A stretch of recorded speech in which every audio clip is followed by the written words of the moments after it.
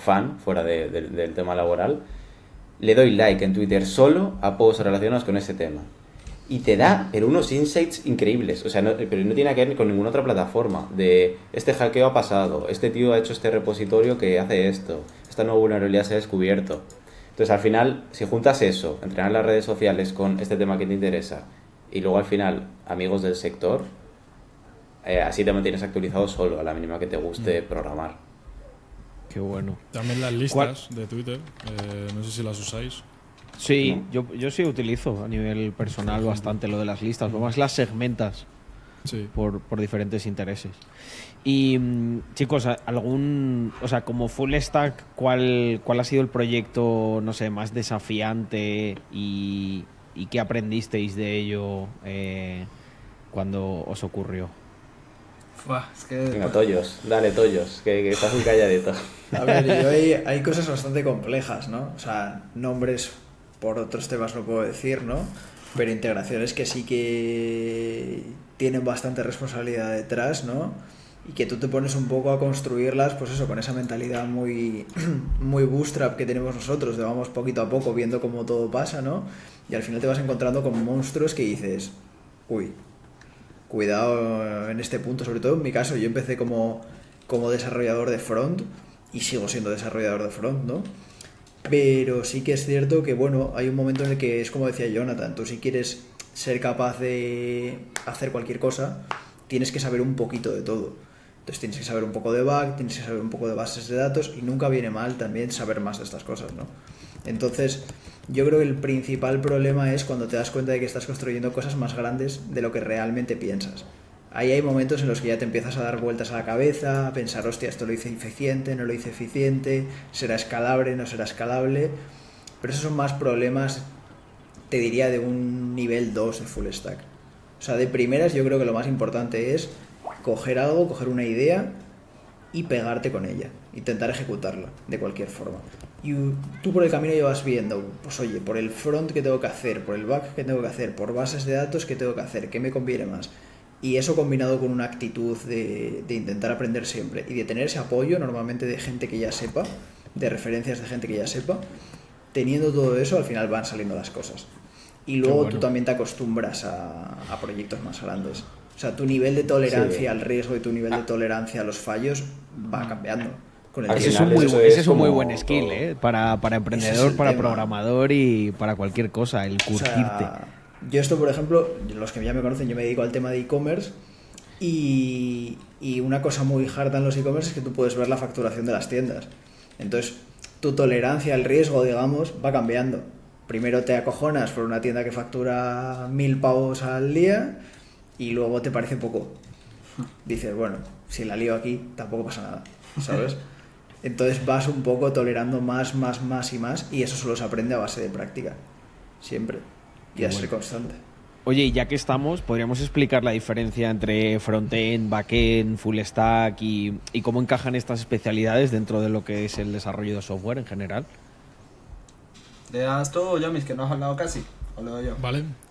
Vale, pues frontend es lo que ha dicho Alex antes, que es todo lo que estáis viendo ahora mismo en pantalla, que es pues, el reproductor de vídeo, la barra que tenéis a la derecha, absolutamente todo, los gráficos de una web.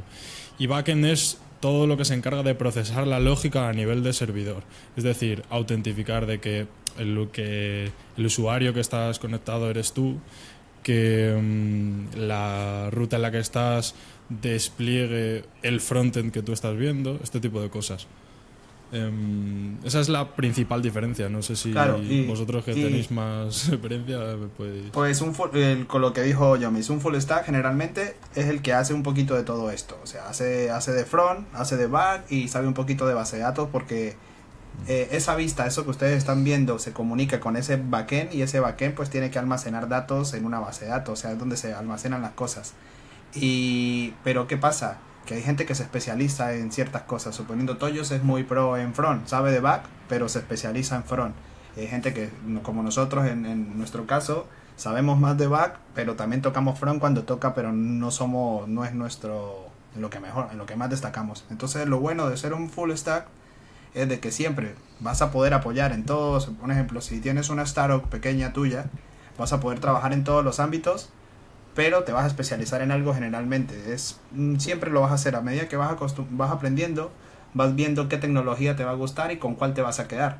Entonces vas a hacerte un camino. Pero es mejor como tocar un poquito de todo al principio, un poquito de front, un poquito de back, un poquito de base de datos, hacer un poquito de arquitectura, y lo que más te mole te especializas. No lo digas. No lo digas. Vale. Oye, y para profundizar en esta parte, podríamos hablar de los lenguajes de programación y los frameworks que se utilizan, a lo mejor específicamente en cada uno. Sí, a ver, JavaScript es el lenguaje por excelencia, por desgracia, que domina en Internet en general, tanto a nivel de front como de back. O sea, se usa pues bueno, toda de la back lógica no tanto, de cómo funciona. Sí, bueno, de back. Va por uno que a muchos le sonará digamos por no. que sí, JavaScript es Sí. el lenguaje que hoy en día, o sea, al final, ¿vale? Los lenguajes dan igual, la lógica es en todos igual, pero sobre todo al principio, que aún no tienes ese músculo hecho, esa intuición ya y toda la lógica asentada, JavaScript es como el que hoy en día, si aprendes autodidacta o en un bootcamp, que no sea de ingeniería informática, porque por desgracia están bastante actualizadas, vas a aprender JavaScript. Porque con eso vas a poder hacer tanto frontend como backend, Claro. y ver un poco qué es lo que te va gustando. Que al Es que final es con lo más un mismo importante al lenguaje, principio. exacto, con un mismo lenguaje eres muy polivalente. Sí es cierto que dice, vale, no predomina JavaScript a nivel de back. Realmente sí, pero para proyectos más pequeños, pero precisamente por eso, porque casi todo el mundo sabe JavaScript, Claro. entonces es mucho Exacto. más sencillo hacerlo. Pero para a lo mejor proyectos que son ya gigantescos como Twitter, YouTube, cosas por el estilo, el backend, JavaScript es una puta mierda. Sí, por hay motivos muchísimos obvios. lenguajes. Luego está Go, Scala, por ejemplo, Twitter, que de esto dijimos en Sí, otro tiene podcast Scala. que vamos a hablar, no vamos a entrar mucho en esto. No, pero al final tienen microservicios. A lo mejor tienen un servicio en Scala, uno en Claro, Go, eso uno es. en PHP. Sí, Pero sí. el lenguaje es lo de menos. O sea, es algo que al principio ni os preocupéis. O sea, da igual. Sí, Completamente igual. cuando aprendes uno, los demás vienen más fácil porque la lógica Sí, es la sí. misma. Lo que cambian son como Sí. las reglas de juego, pero son ciertas cositas puntuales. Sí, un colega a nosotros nos decía, bueno, Rafa, que algunos del chat lo conoceréis, el de Cypher Source, Bytebane, Thomon, lo que sé. Decía, antes la gente para postularse a un trabajo de programador o de desarrollador de software decía, no, yo sé programar. Fin. Porque si sabes programar es que sabes todo prácticamente. A ver, luego ahora es que está tan especializado el sector que pues lógicamente te tienes que meter de, no, yo sé de Angular, yo sé de Nest, yo sé de pues cualquier framework / herramienta. Sí, pero concreta. ya todos los que mencionaste son en base a JavaScript, así que si sabes JavaScript Sí, bien, sí. puedes tirarle a cualquiera de esos dos. Y en todas las empresas que tú vayas a postular, siempre van a tener como el default, ellos van a pensar de ti que no sabes nada. Aunque vengas graduado, vengas de un trabajo super pro, pero no sabes nada de lo que hacemos en esta empresa y cómo trabajamos en esta empresa. Siempre vas a ser un junior para ellos. Aunque seas muy pro en principio, por lo menos los primeros 2-3 meses, siempre vas a ser un junior porque vas a tener que aprender cómo funciona esa empresa. Ellos te van a aplicar sus reglas. Y con un lenguaje cualquiera siempre te adaptas rápido. Oye, hablando de empresas, vamos a un tema que yo creo que interesa muchísimo, ¿no? La demanda laboral. ¿Qué implica ser un full stack? ¿O puede implicar tanto para un emprendedor como para alguien que quiera hacer carrera dentro de una estructura mayor? Full stack es lo que se va a demandar siempre, pero porque es mucho más sencillo para una empresa contratar un full stack y luego meterte en cosas distintas según necesite. Sí, yo creo que también tener a sería un alguien poco especializado. hacer una distinción entre dos perfiles. O sea, si ya llevas tiempo en la industria, te vas a ir especializando.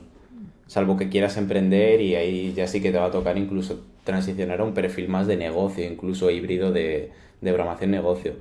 Pero es eso. En principio, por ejemplo, os voy a contar mi caso, y luego Jonathan nos puede contar su caso, que él viene como de la parte más de ingeniería. Yo en mi caso estaba estudiando una carrera de económicas y dije, a mí lo que me mola es hacer un poco el loco, o sea, sacar cosas a mercado. Y me metí a programación, me puse a investigar en Google, porque era la forma, un poco volviendo a lo de Level CEO, de, ok, tengo una idea, la llevo a producción y para adelante.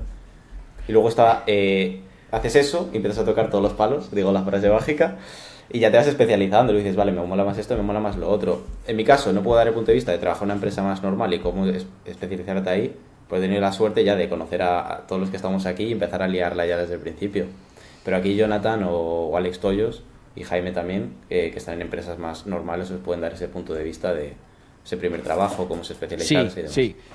Me gustaría que contarais también esos otros puntos de vista y luego yo creo que vamos a pasar a esa parte como de flexibilidad laboral y un poco la experiencia que tenemos nosotros interna, que también está muy bien. Pero vamos antes con esas experiencias más, por así decirlo, estructuradas o más corporativas. Pues si quieres lo das tú, Toyos, o alguno que haya hablado menos. Yo empecé, eso, como dije, yo empecé por parte de front y demás. Sí que es cierto que depende mucho de la magnitud de la empresa, yo creo. Cuando tú estás en una empresa más grande, quizás es más difícil que te redireccionen a otras cosas, ¿no? Porque vas como más específico, pero siempre tener más conocimientos, tener más cosas en la mochilita, ¿no? Siempre es bueno. Pero en programación y en cualquier cosa al final.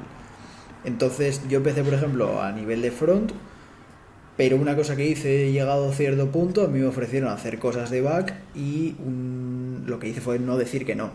O sea, yo no tenía ni idea, me tiraron un par de proyectos y me dijeron, te puedes encargar, y yo sin saber programar nada de backend dije que sí. Porque yo creo que es lo más importante, coger y decir, oye, vamos a buscarnos la vida, vamos a intentar podríamos decir que en el stack del full stack la resolución de problemas es un ítem más. Sí. Exacto. Generalmente entonces, una vez que entras en eso ya es, vamos. O sea, yo creo que es eso, empiezas por una cosita siempre y en función de la empresa en la que estés te van a mandar más cosas y la voluntad que tú tengas de aprender otras es muy importante aquí. Pero es que no deja de ser la mejor forma de aprender. Exacto, cuando tienes el reto, porque pasas como por esas tres fases, ¿no? Primero un poco de miedo, ¿no? Luego el momento de planificación, de bueno, venga, igual esto, a ver cómo se hace, y luego la ejecución, que si es satisfactoria, al final te devuelve al mismo punto, ¿no? Casi que estás deseando un nuevo reto que te genere ese miedo. Sí. Y aquí hacer quizás un apunte también. Esto sí que he hablado con gente que está en esta situación, que es al principio a lo mejor hay empresas en las que estás haciendo un trabajo, yo que sé, entras, eres muy junior y estás maquetando webs de WordPress. Llevas así 6 meses y ya notas que no aprendes más. Al principio, el mayor incentivo que deberíais de tener es aprender y meterse en retos continuamente, porque es que es exponencial lo que vas a mejorar. Si estás en un estado de monotonía, aunque incluso el salario sea bueno, yo recomiendo que al principio de vuestra carrera como developer, si buscáis un perfil más de ir trabajando en empresas, ir buscando retos, porque pasarán 5 años y tu experiencia será como si hubieras estado 15. Sí. En cuanto a un perfil más... Sí, aquí hay algo que yo quiero contar, como la experiencia que he tenido como headhunter, ¿no? y reclutando talento, y es que en el nicho de los programadores es quizá, y con diferencia, en el que hay más esa mentalidad de a mí no me importa tanto la pasta, si el proyecto y lo que voy a hacer me va a meter esa exponencialidad. A ver, lógicamente el que impulsa el proyecto o el proyecto en sí mismo tiene que ser lo suficientemente atractivo, porque creo que también los programadores son como, digo yo, ¿no? la chica más guapa del baile. O sea, todos los emprendedores quieren estar con un programador porque al final casi todo lo que van a tener que ejecutar lo tiene que hacer un programador. Pero si el proyecto es bueno, la visión es buena y el equipo que lo trae, yo creo que le da esa seguridad al programador de decir, oye, yo creo que esta gente está al nivel para ejecutar esa visión. Creo que sois los que más, en base a lo que costáis, los que también más abiertos estáis a variabilizar. En otras profesiones, hay en algunas en los que ni se lo plantean, ¿sabes? Es muy de no. Nunca cogería un trabajo en el que me paguen menos de lo que me están pagando, aunque vaya a aprender. Sí, también la flexibilidad que te dan en la mayoría de mis compañeros, así que tienen ya bastante nivel y que algunos, la pasta no es tanto problema, lo que buscan es tranquilidad. O sea, mientras más flexibilidad te den, que puedo teletrabajar desde donde quiera. Mientras, sí. Otra cosa, somos muy de que no nos gusta hablar con el cliente final. Mientras menos tenga que hablar con un cliente final, si yo voy a hablar con el CTO, me van a asignar tareas y me olvido de la gente. Muchos, cuando ya están bastante avanzados, eso es lo que buscan. Menos horas, flexibilidad y proyectos súper interesantes, que sea algo que los motive. Algo de lo mejor que creo que me pasó a mí justo cuando llegué a España fue que estuve en una startup que por ser startup pues te dan esa libertad de hazlo como tú quieras con tal de que lo hagas.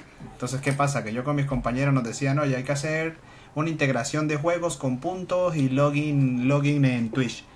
Y nosotros ni idea. ¿Qué vamos a hacer? Pues vamos a usar una tecnología que ninguno conozca. Y cuando eso en esa época no, que estaba empezando. ¿Y por qué? Porque prácticamente nos iban a pagar por aprender una nueva tecnología. A ellos les daba igual con tal de que funcionara porque era para un MVP. Entonces prácticamente en las startups te pagan por aprender. Es lo genial. En una empresa muy muy grande, ahí se hace como ellos digan. Tal cual. ¿Qué más, o sea, resto del equipo, opiniones sobre esta parte que es muy interesante, lo de la flexibilidad laboral, y podemos poner muchos ejemplos de estos internos nuestros de cómo, no sé, o sea, a mí es una cosa que siempre me ha gustado y siempre he considerado un beneficio de trabajar en cualquier cosa de Rax, y es la extremada flexibilidad que no colisiona con la excelencia. O sea, creo que yo voy a decir, y ya me callo, pero como manager creo que también exige bastante. Porque claro, si tú das flexibilidad, pero luego en la parte de management no eres quirúrgico y sabes priorizar y entender cuándo hay que apretar a muerte y cuándo a lo mejor puedes relajar el acelerador, pienso que es un desastre, que es mucho mejor un sitio en el que, bueno, la gente está una hora, pues vas hablando con uno, con otro. Pero si tú en la parte de management eres bueno, esta parte de flexibilidad creo que también aumenta la productividad. Sí, también es verdad que en nuestro caso funciona muy bien porque al ser todos socios, todos tenemos ese incentivo, entonces siempre, quieras que no, en el largo plazo apretamos todos prácticamente igual. Habría que verlo, también es verdad que habría que verlo. En nuestro caso, yo creo que es un poco... Es muy raro, concreto. Porque sí. ya no es un tema de ser socios, pues tener socios sí que no funciona. Es un tema de que aquí la mentalidad es la misma y vamos a puto saco, porque en nuestro caso es flexibilidad de explotación, ¿no? Si fuéramos un perfil más normal, pero es la polla, ¿no? Porque hacemos cosas que están súper bien. Pero una empresa más normal, sí, llegado a cierto punto, al final todos tenemos etapas de que queremos apretar a saco y otras que más chill. Lo bueno de este sector es que cuando quieres estar chill, te puedes ir a un Airbnb en la playa, teletrabajar, cumples y para casa. Yo creo que el resumen de esto es que al final hoy no estaríamos aquí. Mr. Crypto, por ejemplo, no existiría, Rax Labs no existiría si no fuese por esa flexibilidad. O sea, todos nosotros, salvo Alex, todos nosotros al principio estábamos trabajando. Sí. Empezamos Mr. Crypto trabajando todos un trabajo de jornada completa. Empezamos Rax Labs con un trabajo de jornada completa y llevamos desde entonces en un trabajo de jornada completa. O sea, todos nosotros, digamos, estamos trabajando, no sé, más de 12 horas diarias desde luego. Sí. Y al final esa flexibilidad horaria te permite hacer estas otras cosas que luego en el largo plazo, pues lógicamente tiene sentido hacerlo, ¿sabes? Si, por ejemplo, tanto Jonathan como yo, que trabajamos siempre en no presencial, ¿no? Si nosotros tuviésemos que desplazarnos una hora de ida, una hora de vuelta todos los días a la oficina, cumplir 8 horas ahí y estar dentro de un cubículo durante 8 horas, esto no hubiese salido. No. Pero porque los días que había que apretar, se apretaba. Igual dejabas de lado otras cosas, o yo qué sé, o comías mientras trabajabas para nada más después de comer ponerte a hacer tal. O sea, yo creo que la flexibilidad al final ya no es más, va más allá del tema de puedes trabajar de donde quieras, desde la playa, desde tal, porque luego al final todos sabemos que nos metemos en nuestra habitación y programamos en nuestra habitación, sí, ¿sabes? Sí, o sea, eso es así. Pero es más la posibilidad de compaginar con otras cosas. De, oye, no tengo demasiado curro aquí, no me tengo que quedar calentando una silla, sino que puedo hacer otra cosa.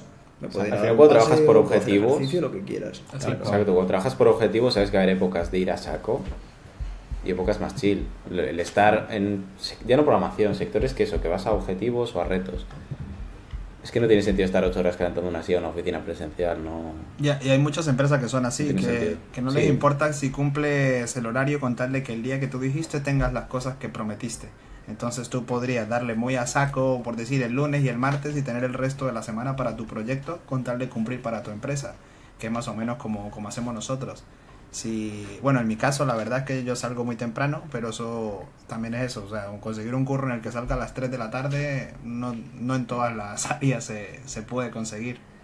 Pero luego también, esto no comentamos, el tema de la captación de talento. O sea, tú si tienes una sede física, y obligas a la gente a ir a una localización física, te limitas a que la gente tiene que ser de ese alrededor. O sea, yo si tengo una oficina en Madrid y no permito el teletrabajo, la gente que yo contrate tiene que ser toda gente de Madrid. Sí. En cambio, si yo tengo una empresa que es global y permito el teletrabajo, lo que amplío es el espectro de personas que puedo contratar. O sea, yo puedo contratar un tío en China que es la polla. No hace falta que esté en Madrid. Puede estar en China, puede estar en Estados Unidos, puede estar lo que sea. Y al revés, para el profesional, digamos, un programador lo que puede llegar a cobrar en España es muchísimo menos de lo que puede llegar a cobrar en Estados Unidos, por ejemplo. Sí. Un deal muy, muy bueno que muchos full stack consiguen después de unos cuantos años es trabajar en España para una empresa de Estados Unidos. Y eso, con el coste de vida en España, cobrando un salario de Estados Unidos, tiene bastante, o sea, es bastante interesante. Y ¿vale? en Sudamérica, por decir, a mí, en mi caso personal, me trajo una empresa española acá, que fueron los que me hicieron cruzar el charco. O sea, no tienes fronteras con esto. Yo un día charlando con un amigo llegamos a una conclusión que era bastante bonita porque pensábamos que gracias al mundo digital y a esto que estáis comentando se estaba produciendo como una democratización del talento y una distribución equitativa y real de la riqueza a través del talento. ¿Por qué? Porque es lo que tú dices, al final, si un tío incluso podría llegar a un punto en el que un programador ni siquiera sabes dónde es o dónde está viviendo. Lo que sabes es que es muy bueno porque te has visto sus repositorios o su perfil y tú quieres contratarle para hacer un trabajo concreto. Pero es que si este tío es un tío de, por ejemplo, Venezuela, a lo mejor está recibiendo un auténtico pastizal en comparación a lo que podría acceder allí en su propio país. Y esto lo que hace es que redistribuye en base al talento, principalmente, como ítem principal, la generación de riqueza. Y, hombre, lógicamente esa gente al final acaba viajando y acaba moviéndose, ¿no? Bueno, de ahí sale como toda esta ola de nómadas. Yo creo que está muy, muy motivado por el mundo de la programación. ¿Cómo veis esto? Porque antes Toyo os lo ha comentado muy por encima, pero sí que podríamos hablar más en el plano personal, ¿no? De qué implica trabajar en remoto y ser así medio nómada. Bueno, yo en lo personal me da la flexibilidad que dijo Toyos, que puedo tener mi trabajo normal donde me asignan ciertas tareas, cumplo un horario, pero si tengo tiempo libre, lo que sea, lo puedo aprovechar para otros proyectos. Salgo a las 3 de la tarde, ya pues, salir a esa hora no cualquiera se puede dar ese lujo, y tú puedes con un trabajo normal como mantenerte. En mi caso, que yo estoy aquí en España solo, no tengo familia, así que si yo no trabajo, no como. O sea, tengo que pagar alquiler y todas estas cosas, y a pesar de todo pude emprender. Bueno, Carlos, desde que te conocí estaba emprendiendo. Tenía mi trabajo normal, sí, y por las noches nos íbamos a currar en nuestro proyecto.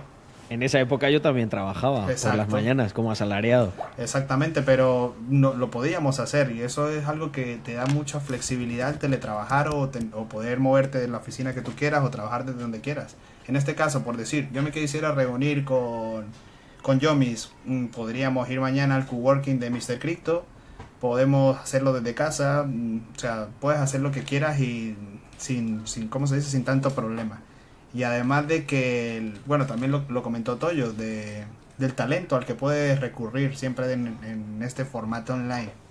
Que es que, o sea, yo ya me lo planteo tiene que ser una oficina muy guapa o estar con gente así, pero va a ser como siempre, va a ser un formato híbrido.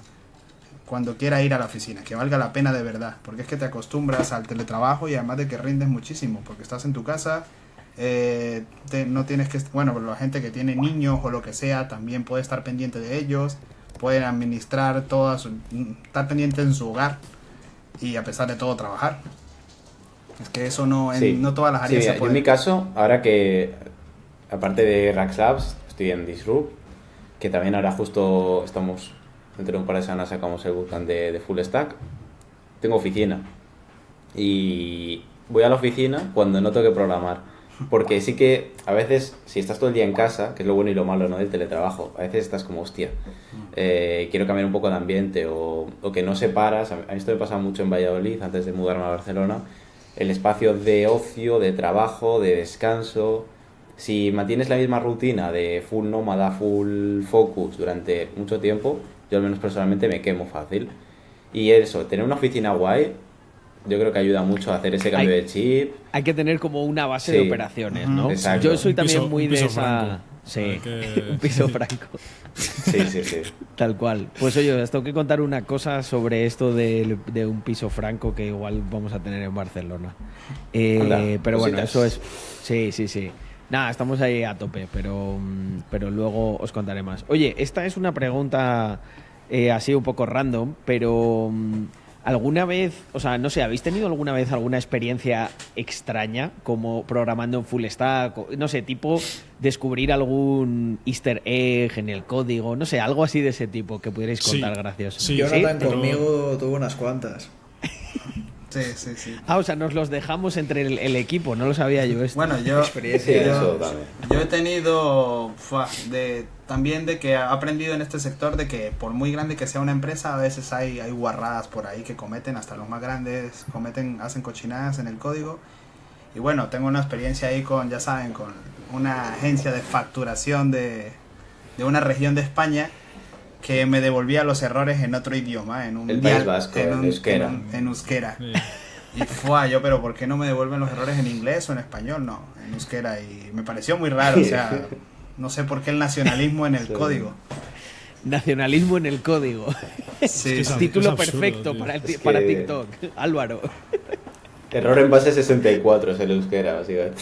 Sí. Madre mía. Y era... Está, hay está veces, ¿no? cifrado lo que hablan. Bueno, esto pasa, ¿no? O sea, hay veces que la cultura a veces es irracional, ¿no? Y llega a este punto, ¿no? Que al final yo pienso como vosotros, ¿no? A ver, estamos trabajando, quiero decir, vacílame con eso en un bar, pero aquí no, por favor. Yo solo quiero devolverte la página web bien hecha. Sí, mira, al hilo de esto, de que decía Jonathan, de que grandes organizaciones que vemos desde fuera, decimos, joder, deben de ser súper pro, al milímetro. El caso de FTX, ayer se descubrió de que por un papeleo, no sé si de un juicio, no sé qué hostias, almacenaban las private key, que para los que no sepáis mucho de cripto, es lo que te da acceso a todos tus fondos, es como que tu PIN del banco. Guardaban eso en un servidor, una base de datos normal y corriente, con Amazon Web cierto- Service. cierto sistema de seguridad, Amazon Web Service, pero que, según decían los escritos de auditoría que les han hecho, tenían acceso múltiples developers, no tenían ningún sistema de cold wallet, nada, o sea, que están guardando billones a golpe de que un developer ve esa clave de acceso y se puede Sí. hacer un... venga. Hace un dump O sea, de la base de esto- datos, vendo claves Menudo privadas. jackpot, chaval. Y claro, que es que ahora vemos FTX como que ha quebrado y una mierda, pero que hace 6 meses era referente junto a Binance. Sí. Entonces, muchas veces todo es más marronero de lo que parece. Entonces, Yo creo que normalmente hay muchos más esqueletos en el armario de los que cualquiera quiera reconocer, pero la verdad que el caso de FTX es excepcionalmente preocupante, ¿no? Como es que es lo que tú dices, ¿no? Luego muchos hackeos y muchas cosas, esto lo hemos comentado varias veces. No sé en cuánto lo cifraría, pero a ver, voy a cuñadear aquí totalmente, pero yo creo que a lo mejor un cuarto de las cosas que ocurren son inside job de este tipo. No es un gran hacker que tal, es al final, si tienes la puta seed de algo que está almacenando 200 millones de dólares y no sé, imagínate que un día es que además estás quemadísimo con cómo funcionan las cosas y tal. Es que te lo puedes plantear, ¿no? Dices, oye, mira, me meto aquí desde un VPN, un servidor tal, me hago esta transferencia, la dejamos ahí hasta que se calmen las cosas y luego ya veremos qué hacemos, ¿no? Al final son 200 millones que tienes guardados por ahí. Sí. Sí.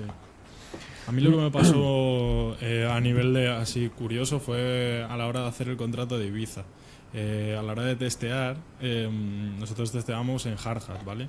Entonces,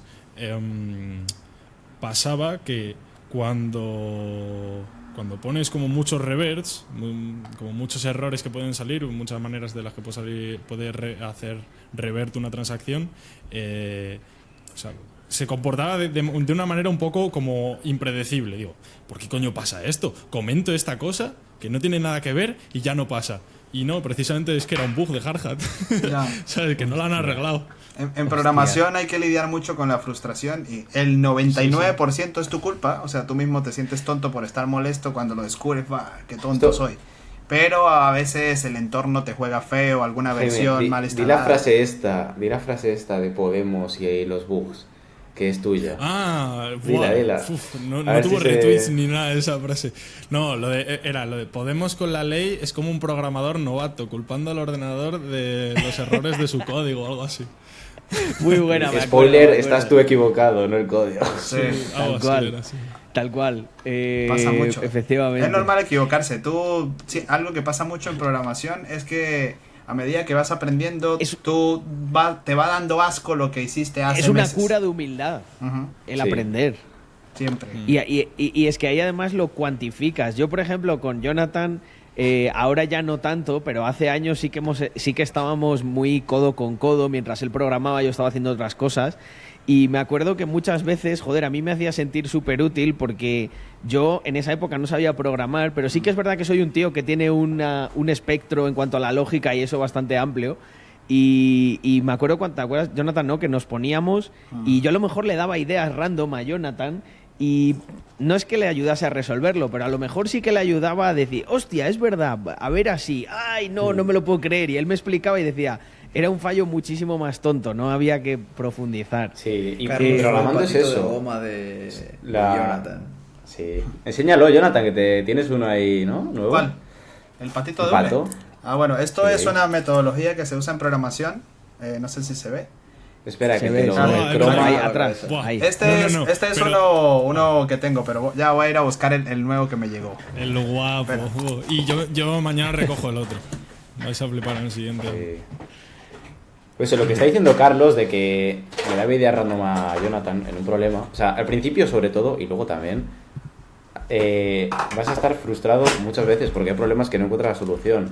Y muchas veces la mejor solución es te vas a dar un paseo con un amigo Mira y este. que Sí. te cuente cualquier mierda y te hace el clic y dices, hostia, voy a probar esto.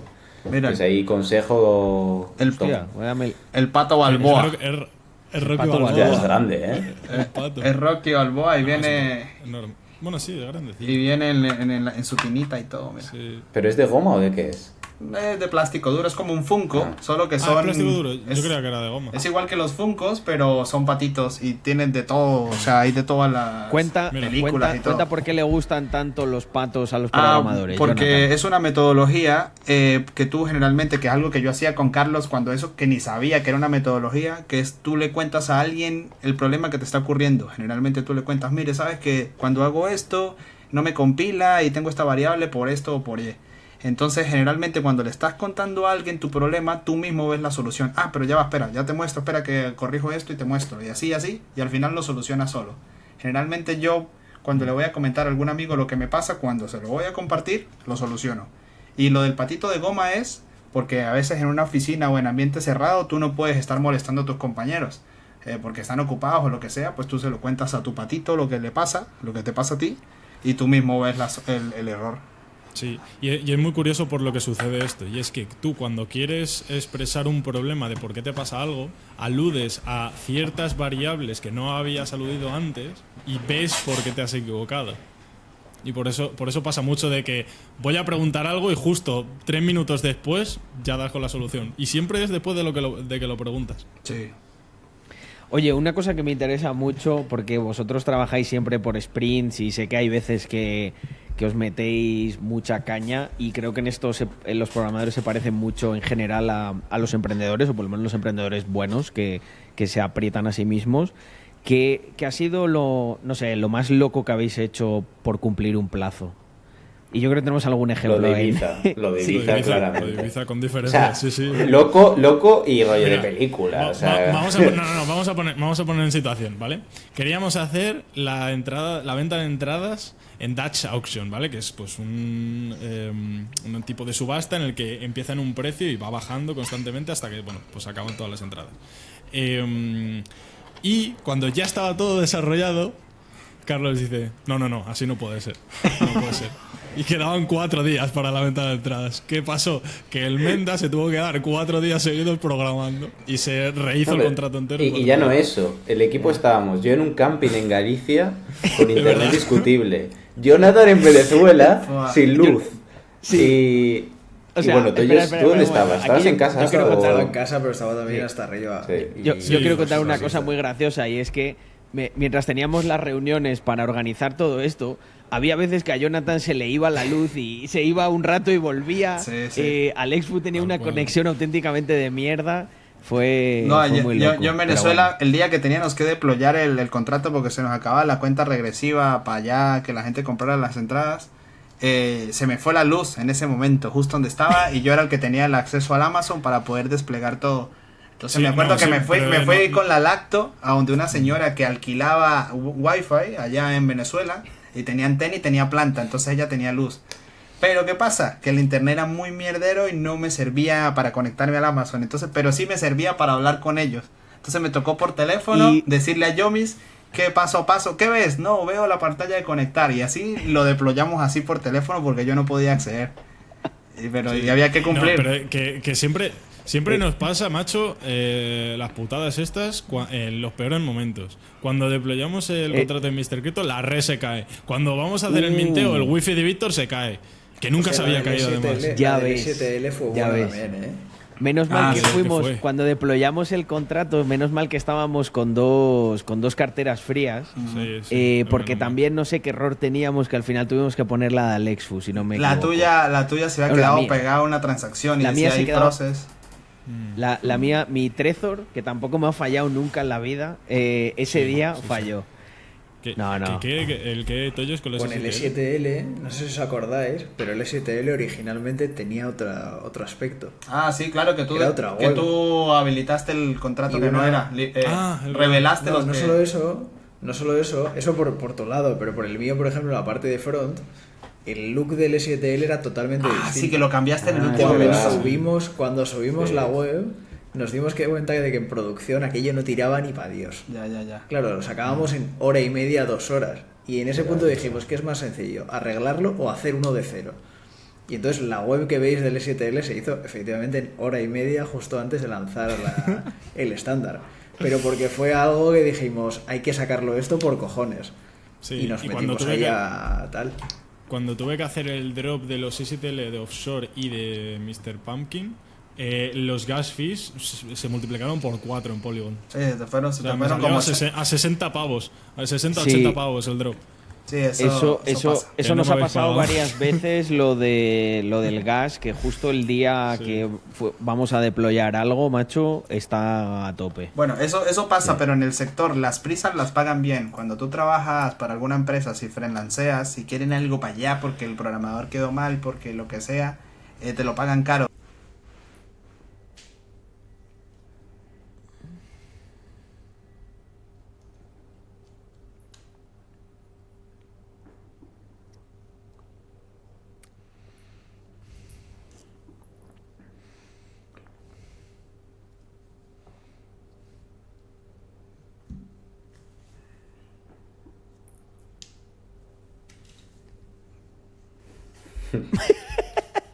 Vive 100. Vive 100. No sé yo. Vive- Si llegas a los 100. con claro, Vive vive 100. o a 100 por hora o 100 segundos. Exacto. Son patatos antes.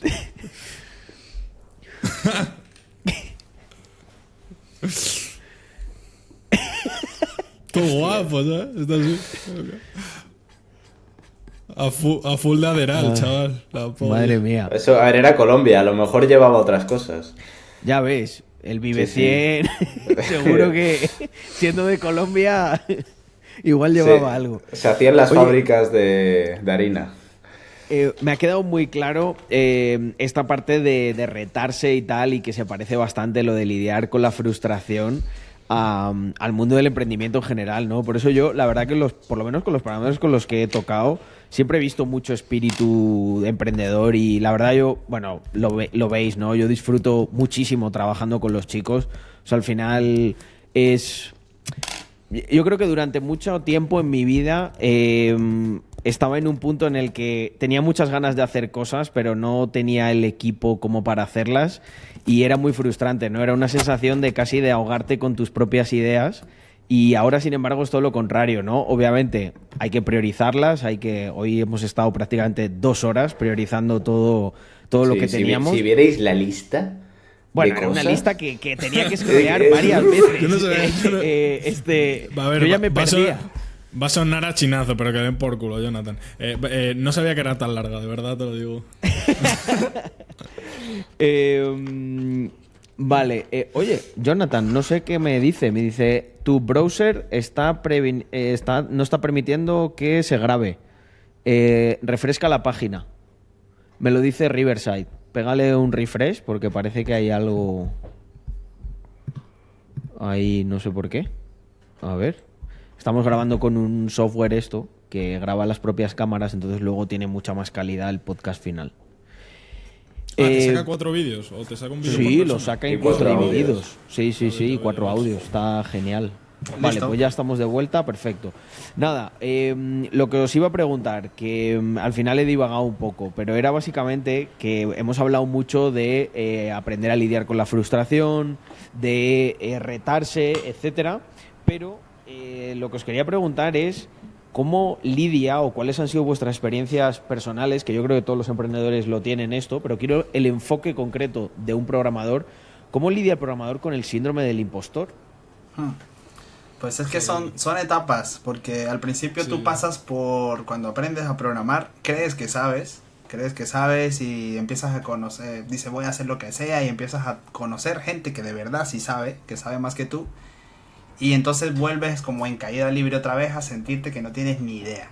Y eso dura mucho tiempo, o sea, de que conoces gente que es demasiado pro y tú sientes que no estás a ese nivel ni crees que puedes llegar a ese nivel algún día. Pero a veces, generalmente sabes más de lo que crees, o sea, pero el síndrome del impostor vives mucho con él, o sea, solamente eres como, ¿cómo se dice cuando uno se cree superior, agrandado, no sé cómo sería la palabra? El efecto Dunking-Kruger es, ¿no? O sea, al principio... Danny Krager. Dunkin' no, Eso. Danny. Danny Exacto. Krager. Al principio, Estoy, ¡fua! Tú te crees el dios. Dunkin' Donuts. Hoy Dunkin' Donuts. tenemos a Alex Bu, está un poco trambólico. Viene de Antes un nos ha puesto de concierto ejemplo y- un concierto de Kobe Bryant. El concierto Y de dice, Kobe. no riáis que es solo un ejemplo. Digo, es que como le picheemos a algún inversor, no sé, la app de tickets y le digamos, sí, esto lo puedes utilizar, por ejemplo, para un concierto de Kobe Bryant, es que no nos la compra. A ver, tío. el ejemplo tenía sentido, pero Ya. a nivel técnico, claro. Bueno, que eso, que al principio te crees que sabes más de lo que sabes, luego entras en el rollo, no tengo ni puta idea de nada, y luego poco a poco vas diciendo, vale, quizás sí que sé algo. Sí, y hay gente que es Pero- muy pro y cree que no sabe, pero... No. son Al pros. final, Y yo también creo lo que que... También lo que Sí, pasa dígame. es que, o sea, te pasa a eso a distintos niveles en muchos sitios. Sí, O sea, es decir, sí, yo por sí. ejemplo de Solidity, yo no creo que sepa, pero a lo mejor de un lenguaje como Go creo que sé un poco más. Y no, de Solidity sé mucho más que de Go, ¿sabes? O sea, Claro, pero ya es a como- Solidity le hemos visto las tripas sucias. Sí. Porque- Oye, y al hilo de esto, de pensar que sabes más de lo que realmente sabes, ¿recordáis algún caso en el que, por ejemplo, esto haya causado un error totalmente catastrófico de un full stack o algo así? Yo tengo uno así gracioso, ¿Cuál? pero Cuenta. fue en un proyecto que hice de freelance. Vale, había que hacer un Merkle tree para una whitelist, ¿vale? Es una estructura de datos que es súper eficiente para eso. ¿Y qué pasa? Todo estaba bien hecho, menos, iba ahí confiado, hacer el to lowercase. Entonces, claro, las adreses a veces están en mayúsculas y minúsculas, y no hice el to lowercase, entonces no valía. Estaba todo bien hecho, menos esa gilipollez. Entonces, bueno. Generalmente pasa. Beto. O sea, Bueno, O que te dejen una No sé, clave, que te dejen una clave privada que es delicada en un console log ahí, se ve en el código. bueno, esa es... Eso Eso pasa. no me suena de nada a mí. Esas Sí. cosas Y a pasan. Jonathan tampoco. Ya. Yo estoy pensando alguna así, es que he cometido tantos errores que ahora no se me viene ninguno, pero siempre te vas a Ojo, no equivocar. sé, Yo creo que no lo tiene- no grave- tiene que ser- lo no grave tiene que ser de tampoco viene nosotros. ahí, ¿eh? O sea, yo creo que Claro. el punto es que tú cuando tienes esa cosa de crees saber mucho más, normalmente es justo el punto en el que no tienes casi responsabilidades. Ya. Entonces, Ah, o sea, sí. es como decía Jonathan, ¿no? Tú cuando empiezas a cual. aprender, vas aprendiendo un poquito. Eso le pasa a muchísima gente con JavaScript, por ejemplo. Todo el mundo que empieza con JavaScript y empieza por front, en el momento en el que empieza un poco a tocar eventos de JavaScript y demás, dice, soy un puto crack. de JavaScript sea la hostia. Que es muy mítico, tú ves en portafolios de programadores más junior, ves que pone JavaScript 95%. Y el rollo, Sí. no es posible. O sea, no sabes un 95% de JavaScript. No tienes ni idea de JavaScript. Me lo estás diciendo ahí, que no sabes JavaScript nada. Porque tú por tienes debajo, como funciona, es asqueroso. Tú tienes como esto de JavaScript en tu cabeza de lo que puede ser, tú sabes esto, que es un 95%, pero JavaScript es todo esto. Sí, O sea, de cualquier framework. Claro, piensas no, que pero lo sabes todo no. porque en tu cabeza hay un espectro de cosas muy pequeñito. Luego vas viendo que hay más ahí, hay más, y ahí es cuando te entra el síndrome del impostor, que yo creo que es bueno. Porque te De dice, JavaScript "Vas a ver sucede más". una cosa muy curiosa, y es que tiene como un front, que es el código en sí, todo lo que tú escribes, pero por debajo es horrible lo que hace. O sea, tipo... Es que no sé explicarlo. Le pones dos mases y a lo mejor es que te mete como un menos debajo a nivel de computación. Yo me quiero hacer la reclamación del podcast, ¿eh? Es una El otro mierda día JavaScript, fue es una basura. protestar por los JavaScript. derechos de los programadores en Angular y hoy Yo soy es el hater de reclamar algo, que la ¿no? gente deje de usar JavaScript, tío. Eso es Y otra... soy el que más los usa, ¿eh? Eso es otra Y cosa yo de uso ser, muchísimo, de ser además. full stack, que ser un buen full stack también es saber aceptar qué tecnología es la que está dominando. No te vas a poner a nadar contra corriente por ser necio, simplemente no, claro, si ya eres bueno en algo, pues vas a usar en lo que es bueno, no te vas a poner a inventar la rueda si quieres ser efectivo. Pero si algo está dominando el mercado y por muy hater que seas de esa tecnología, es mejor que la utilices y si la puedes aprender, pues mejor. O sea, tienes que saber escoger qué vas a usar para dicho proyecto. Por ejemplo, en Web 3, a mí no me gusta mucho Nest, por ejemplo, pero es lo que domina, las librerías, todo, y nos hace la vida más fácil, y el resto del equipo lo maneja. Y yo no me voy a poner a obligarlos a todos o a nadar contra corriente si la tengo más fácil con esa tecnología. Es más rápido que yo aprenda. Además que como es un framework de JavaScript se parece mucho. Son 3 tonterías las que hay que estudiar y ya automáticamente lo sabes. No hay que ser necio ni cerrarse a una tecnología. O sea, todas valen para algo, para un fin concreto. Todas sirven. ¿Cuál es la tendencia en desarrollo de software full stack que veis que está pegando más fuerte? ¿Web3, inteligencia artificial o algo que se nos escape por ahí? O sea, como, no sé, como darnos un espectro de... La tendencia también para la es- gente que nos está viendo. Sí. Es serverless, en el sentido de programas, la infraestructura, no preocuparte. Es decir, esto al final es la tendencia que yo veo que viene ahora de Estados Unidos, que siempre en España, como sabéis, vamos un poco por detrás. Al final, volviendo al principio, soluciona problemas. Preocúpate de lo que te tienes que preocupar. O sea, quiero hacer esta aplicación, la hago. Lo más probable es que utilices JavaScript, pero luego te vas a olvidar, porque los servicios en este aspecto están mejorando mucho, de tener que deployar las bases de datos, subir el código. Eso... Digamos que hace un par de años esto no era tan así, ahora ya te puedes desligar de esa parte. Sí, ahorita, Bastante bueno, fácil. ahorita lo de inteligencia artificial que dices tú, Carlos, está pegando muchísimo, en Web3 también, pero de lo que dice Alesfu es que ahora es mucho más sencillo deployar un proyecto. O sea, tú solamente sabes hacer tu front, haces tu web y consigues páginas donde tú le pasas tu repositorio y ella automáticamente te sube todo, te da un dominio y te hace absolutamente todo y ya la tienes ahí para mostrarla. Entiendo que esto, corregidme si me equivoco, soluciona ese problema, ¿no?, que te deja casi que sin dormir, que es el de la escalabilidad, el de, oye, yo he programado esto, lo subo aquí y ya me olvido porque la escalabilidad de ese server es infinita y se encarga. ¿No? El subirlo en sí era complicado antes, porque tenías que configurar tu propio hosting, Claro. así como hacías tú cuando tenías tu primera web, que tenías que comprar un dominio en Arsis, tenías que tener un hosting en otro proveedor, y después tenías que subir el HTML. Ahorita eso, tú le pasas el repositorio a un Vercel o a un Amplify de Amazon, y él te hace todo el trabajo si lo tienes bien configurado. Obviamente que es más óptimo que tú mismo configures tus máquinas y todo, pero para un proyecto pequeño es totalmente innecesario. O sea, para un proyecto pequeño en MVP lo subes con cualquiera de estos proveedores y te ahorra un montón de tiempo. Entonces ya no tienes que saber arquitectura, ya solamente con saber programar y, y saber luego de algo. que luego cosas como verse lo demás con el tema de serverless, de que hacen escalado horizontal, es que pagas por uso. O sea, puedes escalar a muchísimas peticiones y no preocuparte de un problema de eso, de lo que dice por ejemplo en el chat Jorge, de hacer un sistema hexagonal con Kubernetes y su puta madre. Eso es muy caro a nivel de tiempo de developers.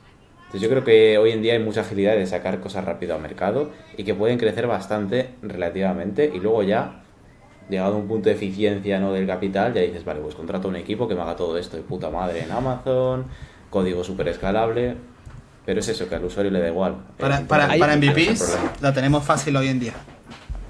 Genial. Hay una cosa que además, bueno, me voy a adelantar un poco, pero que así lo preanunciamos, que vamos a hacer próximamente, que es un hackathon. Me gustaría que contarais cómo es este formato, ¿no?, y la experiencia que vosotros habéis tenido desde el punto de vista de Full Stack. A mí los hackatones es que me encantan. Yo he estado en varios y gracias a un hackathon fue que caí en Demium y te conocí, Carlos, porque a mí me reclutaron de un hackathon que estuve con Leifer, con otro compañero. De uno previo. Ajá. Y luego fue lo del All Startup, que era más formar una startup, y ahí nos conocimos. Exacto. ¿Sí? En la del formar startups habían perfiles diferentes. En la del hackathon pues solo habían programadores. Pero generalmente un hackathon es con ciertas reglas de juego que colocan, bueno, vamos a desarrollar esto con estas condiciones en este determinado tiempo. Y pues el que lo haga mejor gana. Y hay dinámicas muy guapas, por decir, nosotros estamos cuadrando, pues no queremos spoilear y dañar la sorpresa, pero queremos hacer un hackathon bastante interesante. Estaba pensando en algo así donde podemos meter un poquito de algo que está en tendencia ahorita, de inteligencia artificial, cosas con Web3. Hay mucha gente que está tirando mucho del no code también, que típicas inteligencias artificiales que sin saber programar puedes hacer cosas. Podríamos hacer una especie de competencia de los full code con los no code, hacer lo mismo en diferentes soluciones a ver quién es más efectivo. Entonces hay muchas dinámicas guapas que podemos hacer en un hackathon, y ahora que tenemos, por decir, lo podemos hacer totalmente online para más gente y podemos hacerlo presencial también. Da mucho juego, es algo que queremos empezar a hacer, pero queremos organizarlo y aterrizarlo bien. Esto creo que es súper interesante para la audiencia desde la perspectiva de los programadores. ¿Cómo veis todo el tema del no-code? ¿Y qué tendencia está siguiendo? Que me parece que es una gran ayuda para montar una base del proyecto y que luego tú puedes ir sofisticando. Porque sí es cierto que seguramente los modelos cada vez serán más sofisticados, sobre todo a la hora de hacer arquitectura de software, que es en lo que la gente suele carecer, sobre todo gente junior. Y también eso, que si te da una pequeña estructura de unos archivos, una pequeña arquitectura según el problema que tú le has dado, y un código más o menos relativamente funcional, o que no sea excesivamente complejo a la hora de modificar, o que sea entendible por el programador, creo que puede agilizar muchísimo todo lo que es... Sí, mira, un ejemplo que estoy viendo yo ahora en Mutter, como sabéis, uno de los partners que tenemos es Mutter, que es un Venture Builder. Y al final es una empresa que tiene dentro 7 startups. Ahora están apostando por perfiles no code. Porque es que eso, al final del día, esto es un negocio y tienes que solucionar problemas. Entonces, falla lo más barato posible. Y no code, hoy en día sí que te permite llegar a un punto en el que, ok, si la hipótesis es buena y el MVP está validado, te va a tocar rehacer de cero. Pero es que lo has hecho de una forma tan ágil que es que merece mucho la pena. O sea, sí. Aldo. Sí, no, yo el encaje justo se lo encuentro en la parte de emprender, porque hay mucha gente, o sea, claro, cuando yo empecé a emprender no existían las herramientas no code, o las que había eran muy básicas, ¿sabes? Pues empezaba a existir. Lo más no code sería WordPress. WordPress era lo más el no code que había para poder crear tu página web. Pero es que ahora tienes herramientas que le puedes meter variables, puedes hacer cambios en la lógica, que encima tienen los diagramas estos que vas conectando las funciones de manera visual, que eso es una interfaz mucho más accesible que el código. Sí, pero y además, si ya sabes programar por lo menos lo básico, si eres un junior es que ya con un no-code haces un MVP y simplemente vas... solucionando todas las cosas que tu framework de no-code no te permitan. Suponiendo hay uno bastante popular que se llama Gugbarber, que lo usa Tony, el que nos dio el coworking. Él levanta MVPs, los parking está hecho con eso, con Gugbarber, y él no toca ni una sola línea de código. ¿Qué pasa? Que cuando quiere escalar necesita programar, porque tiene ciertos límites. Por eso que para MVPs es lo máximo. Una pregunta, pero ya de ahí para adelante... Jonathan. Y si, por ejemplo, alguien te trae algo hecho en no-code y te pide escalarlo, ¿esto para vosotros, a nivel de trabajo, cómo es? Es O rehacerlo. sea, Hay que hay que rehacerlo. rehacerlo, sí, sí. Sí, cuando llegas a ese punto es genial porque significa que tu MVP funcionó. Tu no-code fue útil, acabó A su vida nivel de útil. negocio. Exacto. Tengo que crecer y es mejor hacerlo de nuevo. Pero generalmente cuando sabes programar lo puedes pulir y pullar hasta que ya no dé para más este no-code. Porque O sea, tiene es sus... mejor rehacer con un modelo de negocio testeado Exacto. que hacer para algo que a lo mejor vas a tener 3 usuarios. Exacto, esto es Y para esto pasa validar mucho, sobre todo MVPs. con perfiles muy ingenieros, que se generan ahí el Sí. Docker, Kubernetes, ¡buah! Un sistema de escalabilidad de la hostia. Sí, pero además, porque- arquitectura hexagonal desde el principio, todo perfecto. 100 usuarios, vale, tío. Porque a nuestro puta madre. perfil le gusta mucho crear desde cero y Sí, se sí, emociona, sí. ¿sabes? Y es menos objetivo en Pero ese sentido. Pero no es rentable. Sí, exacto. Por poner un poco yo como el contrapeso, ¿no? Desde el punto de vista más del emprendedor, es algo que tienes que tener muy presente porque al final le pasa a todo el mundo, ¿eh? Esa inercia del emprendedor al final, ¿en qué se centra un montón? En el producto. Pero el producto muchas veces no es el ítem número uno. O sea, tienes que ver, a lo mejor el producto, da igual que lo hagas 10 veces peor, pero que empieces a buscar usuarios y lo reformes en base al feedback que te dan los usuarios, que es algo, por ejemplo, que nosotros ya lo tenemos integradísimo. Nosotros sacamos el producto que cumple mínimamente con lo que pensamos que tiene que haber. Y a partir de ahí estudiamos la reacción que tiene el usuario. Bueno, esta misma tarde estábamos un poco también haciendo eso, ¿no? Reformulando Sí. todo lo que es la lista de tareas en base a un nuevo tipo de usuario que vamos a tener, que es más centrado en el B2B. Y sí, esto le pasa mucho a, sobre todo, ese perfil de ingeniero super pro, porque al final lo que disfruta es haciendo algo que es Y, una ojo, pieza de son tecnología. la hostia. O sea, me refiero, esos perfiles llegan a sitios en los que a lo mejor alguien más pragmático no va a llegar. Y si una organización crece, empieza a meter a esos tíos a saco. Claro, O sea, tiene un gestor de esta gente y esta gente déjala que te optimice hasta el último detalle. Pero claro, si estás en ese punto ya tienes una empresa que está facturando mucha pasta y te puedes permitir eso. Exacto. Pero al principio muere barato, o sea, bueno, Sí. es tu foco como programador emprendedor, muere barato. Y tenemos el ejemplo del Level SEO, por al principio, que utiliza PHP, el servidor más rudimentario que existe, y se mete 3 millones o más de beneficio anual. Sí. Sí. Entonces, que es que muchas veces también yo creo que subestimamos, a mí esto me pasa bastante, el poder que tiene un servidor normal. O sea, que puedes llegar a crecer bastante. Sí. Es que con puro O sea, páginas web, o sea, algo que yo digo mucho, que no suena muy bien, pero programación es una de las carreras más mediocres que existen. En el sentido, ¿a qué me refiero con mediocre? Que con que tú sepas lo mínimo, ya comes, ya por lo menos puedes trabajar de algo. Con que hagas páginas web solamente básicas y te defiendas, por lo menos un trabajito normalito consigues. Obviamente, si te especializas y te vuelves un pro, pues ya vas a ganar estos super sueldazos que se ven ahí en todas estas publicidades de los vendehumos, pero tienes que ser un crack. Pero ya con saber lo mínimo ya puedes, por lo menos, conseguir un curro o empezar a testear y validar tus propias ideas. Pero no es como en el arte, que tienes que ser el mejor de todos si quieres vivir de eso. O en los deportes, que tú quieres ser futbolista, es que tienes que ser un crack, si no, no vas a llegar a profesional. En programación existen muchas herramientas que te van a ayudar. Y ahí todo está en internet, además de que existe como este tipo de comunidad. En programación todos nos ayudamos. Tú vas y preguntas en Stack Overflow cualquier cosa que te pase y todo el mundo te va a ayudar. Nadie te va a decir que no. Entonces eso es lo genial de este mundillo. Oye, chicos, ha generado bastante revuelo el tema de lo del no-code. ¿Podríamos dar, no sé, unas cuantas plataformas que vosotros hayáis testado? Es Que que además no. para vídeo, para Reels o tal. Yo personalmente WordPress no he usado es la no-code. más- Pero o sea, WordPress es la no-code, más- bueno. Yo conozco Más GoodBarber. fácil. Conozco GoodBarber, que es la que sé que usa mi amigo, que la voy a dejar por aquí por... Ahí en el... espera. Esto un día podemos traer al perfil de no-code de Mutter si queréis. De hecho, le podemos Sí, que echar no, un sí, ojo. sí, sí. Lo puedo hablar con Tony, Carlos, porque él tiene como la cuenta premium de eso que le vale no sé cuánto al mes y él puede tener como todos los sistemas que quiera gratis pagando esa mensualidad. Y a él pues le interesa Genial. que mucha gente use su sistema para lo que quieran y si les gusta pues después le queden pagando una pequeña mensualidad. Es como que tiene el plan premium y como que alquila la plataforma. Algo así creo que deja Genial. GoodBarber. Es muy pro esa... Yo la he usado varias veces para validar una tontería, ¿no? Que queremos registrar usuarios y un ejemplo, una app de reservas. Tú quieres reservar citas ahí, lo que sea, con tarjeta de crédito, eso ya lo tiene hecho. Todo lo que es común y estándar del mercado ya está hecho. Qué bueno.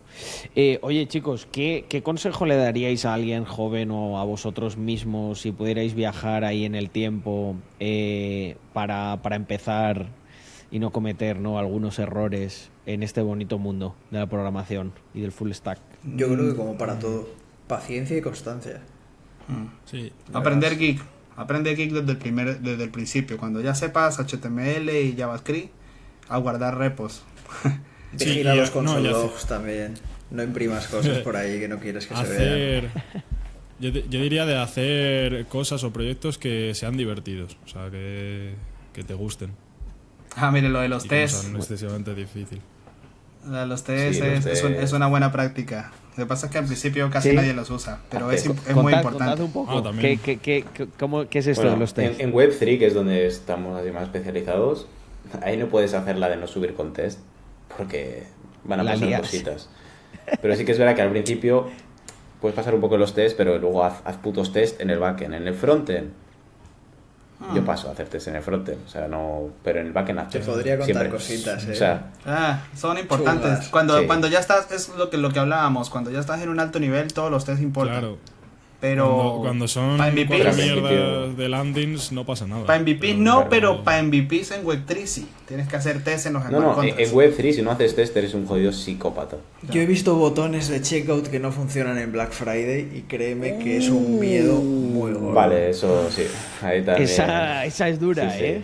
Esa Un es dura. botón de checkout que no funciona en Black Friday. Mira, Eso, hay ruedan Esos son unos cabezas. cuantos cientos de miles de euros, ¿eh? alguien en los comentarios, el que comentó lo de los test, dijo una muy importante, que creo que es la que te hace acelerar un por 10, aprender a debuguear. Aprender a debuguear Console log. es súper importante. Si vas a hacer front, usar el inspector, que es tu mejor aliado para ver, oye, qué es lo que está pasando, leer los errores. Algo que siempre dice Leifer, que no sé si nos esté viendo, que los programadores no sabemos leer. Vemos, reventó, y empezamos a buscar y ver el código y todos molestos, y el console log ahí, el error te está diciendo, tienes un error tal por esto, y tú no leíste, y por el odio. Cuando ya vas y te tomas un café y vuelves, mire, en la línea tal está fallando tal variable. Hay que aprender a leer, googlear sobre todas las cosas. No hay buen programador sino buen googleador. Esa frase la voy a... Tal cual. Te la tienes que tatuar. Me la voy a tatuar. Acuñada por Jonathan. Sí. Oye, chicos, y yo creo que para cerrar estaría muy bien que cerrásemos este podcast, no sé, como desmintiendo ahí algún mito, algún concepto erróneo que se tenga sobre el mundo de full stack. ¿Qué os parece? Yo diría que todos los programadores somos aburridos y que estamos ahí en una computadora todo el día sin hacer más nada. Yo pienso que es un trabajo cool, puede ser un friki si quieres, o puede ser alguien genial. Bueno, ese mito ya se ha ido desvaneciendo un poco, pero puedes hacer lo que quieras, no necesariamente vas a estar ahí 24/7, sino puede ser, ¿cómo se dice?, tu propio CTO, puedes tener tu propio proyecto, que eso es algo que en otras áreas es bastante más complicado. Sí, y no por saber programar tenemos que saber cómo coño funciona una puta impresora. Eso es clave, ¿verdad? Muy bien, creo que tenemos un buen cierre para esas personas, ¿verdad? Familiares, cercanos, que te dicen, hombre, instálame esta app, joder, que tú eres programador. Sí. Mi computadora está haciendo algo raro. Piensan que todos arreglamos computadoras. Yo ya de coña siempre digo, has probado a apagar y encender. Toma por culo. Ya. Fuera. Una respuesta bueno es, cuando te piden instalar una app o una mierda así, dice, yo sé programar esa app, pero no instalar. Y quedas ahí como puto aburrido, déjame en paz. Me quedé dormido cuando enseñaban a instalar. Y es verdad, muchos Oye. programadores son muy malos con las interfaces de usuario. Son buenos echando código, pero no ven los botones. Por decir, yo con el Excel me la llevo fatal. Y es supuestamente visual. Pero Bueno, pasa mucho. yo voy a poner un ejemplo, ¿no? Que igual es todavía como... Voy a hacer aquí un dumb it down, ¿vale? O sea, lo voy a hacer todavía más tonto para que se entienda.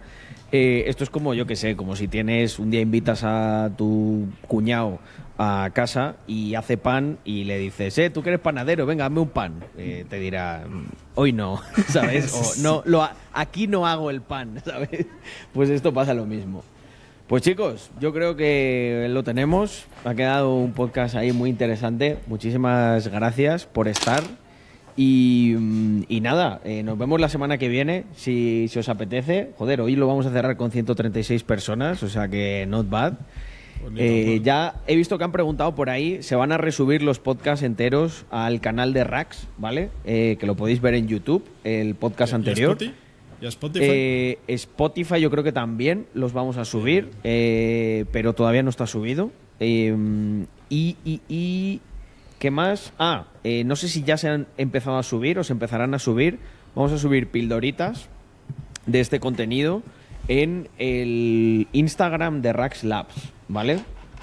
Así que nada, lo dicho, gente. Cierro así en plan de golpe, pero muchísimas gracias a todos los que habéis estado. Y bueno, chicos, una despedida, un saludo para la audiencia y cerramos. Bueno, gente. Chao. Un placer, señores. Un saludo. Chao. Chao. Chao.